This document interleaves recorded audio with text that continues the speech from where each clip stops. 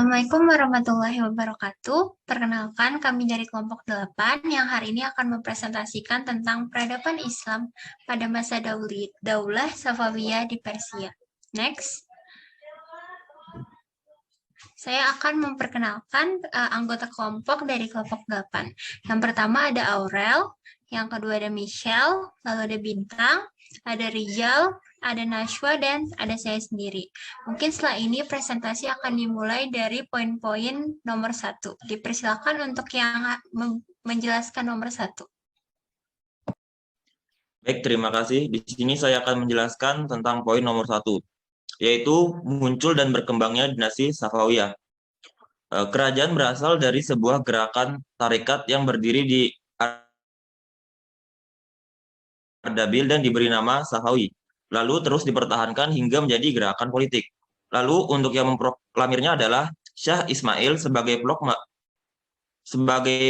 proklamir berdirinya kerajaan Safawi. Tarekat Safawi mengalami 2 fase, yaitu yang pertama pada tahun 1301 sampai 1447, yaitu adalah gerakan murni keagamaan. Lalu yang kedua pada tahun 1447 sampai dengan 1501, yaitu adalah Tarekat Safawi menjadi gerakan politik yang dipimpin Junaid bin Ali. Next, mungkin bisa dilanjutkan yang lainnya. Iya baik, terima kasih atas kesempatannya. Di sini saya akan memaparkan ya materi mengenai keadaan politik pada Daulah Safawiyah.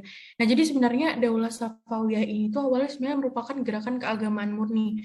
Seiring berjalannya waktu, gerakan ini itu berubah menjadi gerakan politik keagamaan. Nah, jadi Daulah Safawiyah itu dikenal fanatik terhadap suatu mazhab dan tentang mazhab lain, di mana Daulah Safawiyah ini tuh keras akan keagamaannya atau akan apa yang dipercayai. Nah, lalu untuk memperkuat pertahanannya, Daulah Safawiyah ini tuh membentuk pasukan yang disebut Kizilabs dan menyebarkan propaganda doktrin Syiah, yaitu ini ya, berarti mendoktrin orang-orang lain mengenai pemahaman yang dipercayai oleh Daulah Safawiyah. Nah, lalu selain membentuk gerak pasukan Kizilbas ini, itu tuh dibentuk juga gerakan Mahdi yang bertujuan untuk menegakkan keadilan sampai menunggu datangnya Imam Al-Mahdi. Oke, mungkin bisa dilanjutkan slide berikutnya.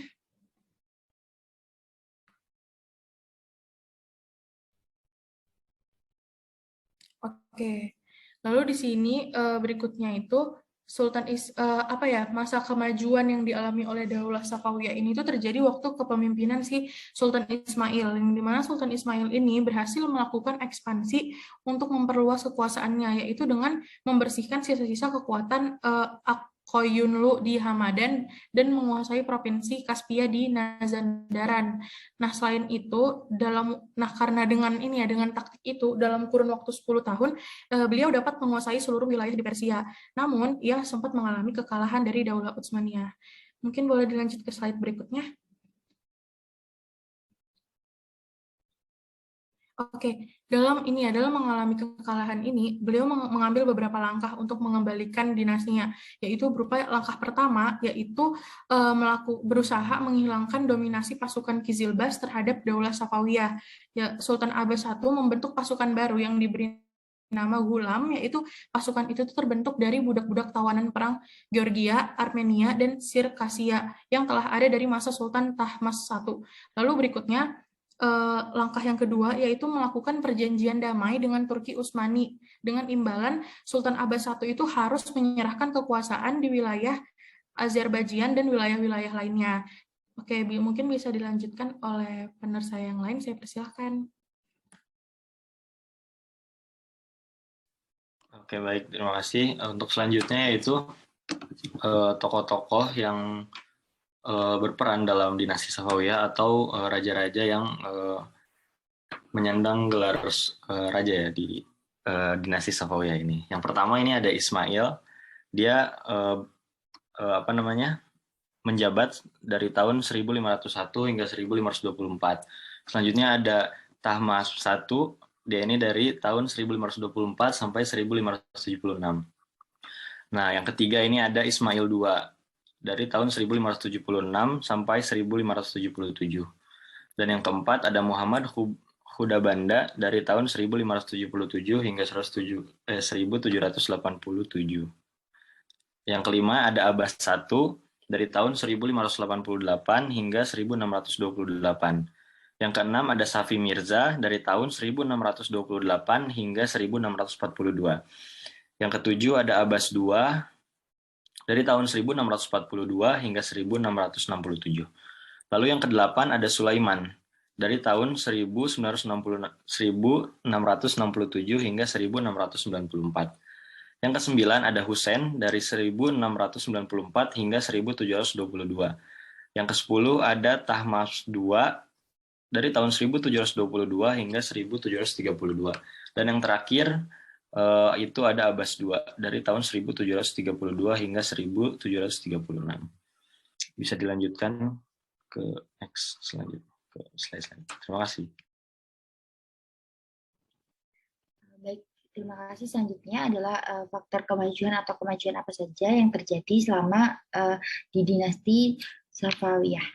Nah, yang pertama ada kemajuan di bidang politik. Nah, di bidang politik ini kemajuannya yakni kerajaan ini mampu mempertahankan stabilitasnya. Jadi sempat terjadi beberapa konflik, tapi kerajaan ini mampu untuk tetap mempertahankan kedudukannya. Yang kedua, pada bidang ekonomi, yakni terjadi perkembangan ekonomi yang pesat setelah Pulau Hormuz dikuasai dan Pelabuhan Gumrun diubah menjadi Bandar Abbas. Hal ini dikarenakan bandar ini merupakan salah satu jalur dagang timur dan juga barat. Selain itu, Safawi juga mengalami kemajuan sektor pertanian, terutama di daerah Bulan Sabit yang subur. Selanjutnya ada di bidang ilmu pengetahuan. Dalam bidang ini, Persia dikenal sebagai bangsa dengan peradaban yang berjasa dalam mengembangkan ilmu pengetahuan. Beberapa ilmuwan hadir dari majelis istana, diantaranya Mbah Adin, lalu ada juga Muhammad Bakir Ibnu Muhammad Damat, lalu ada juga dalam bidang pengetahuan, Safawi ini mengalami kemajuan daripada kerajaan Mongol di Turki Utsmani. Dan yang terakhir ada kemajuan di bidang pembangunan fisik dan juga seni. Nah, pada saat kemajuan ini, para penguasa kerajaan menjadikan Isfahan menjadi kota yang sangat indah. Di sana beberapa bangunan besar indah seperti masjid, rumah sakit, sekolah, dan juga jembatan di atas Zenderut An Istana Cili Sutun itu dibangun. Terus selanjutnya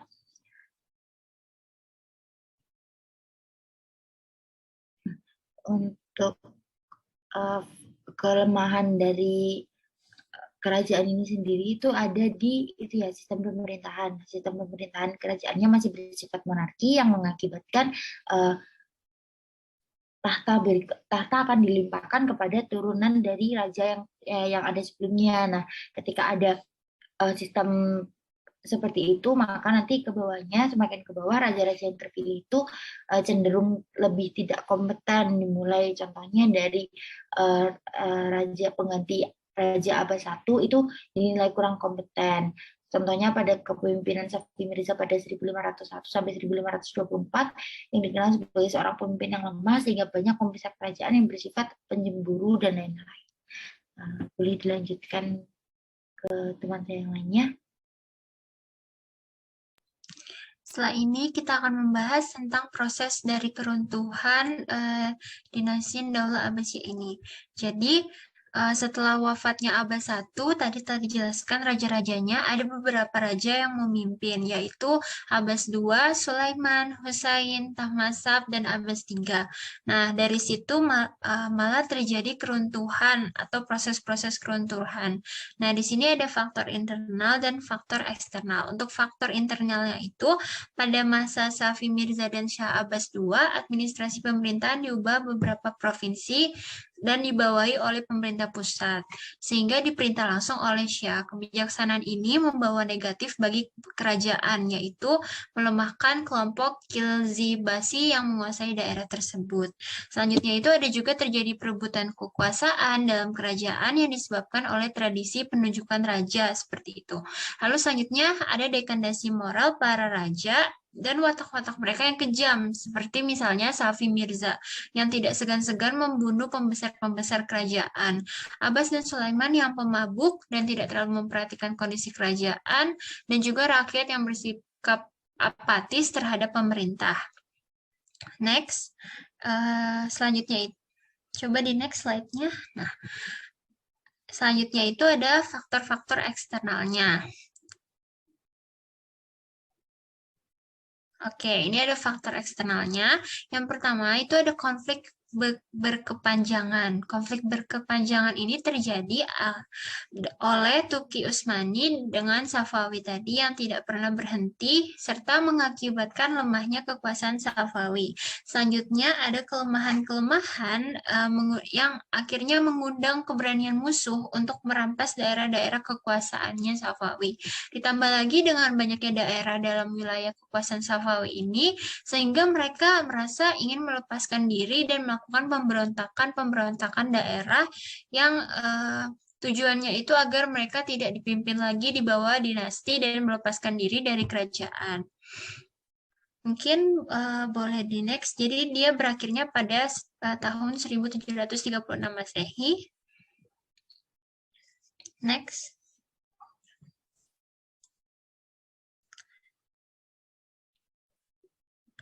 Untuk meringkas dari proses keruntuhan tadi, ada 5 poin yang harus kita perhatikan. Yang pertama, keruntuhan terjadi akibat dekadensi moral pemimpin. Selanjutnya ada perebutan kekuasaan keluarga di istana. Ada juga pasukan Abbas I yang tidak memiliki mental kuat sehingga kalah dalam perang. Lalu Syekh yang kurang baik dalam memimpin negara, seperti tadi yang telah disebutkan, ada yang pemabuk, ada yang membunuh dengan kejam. Lalu yang terakhir ada konflik yang panjang antara Utsmaniyah dan juga Safawi. Mungkin selanjutnya bisa dilanjutkan oleh teman saya.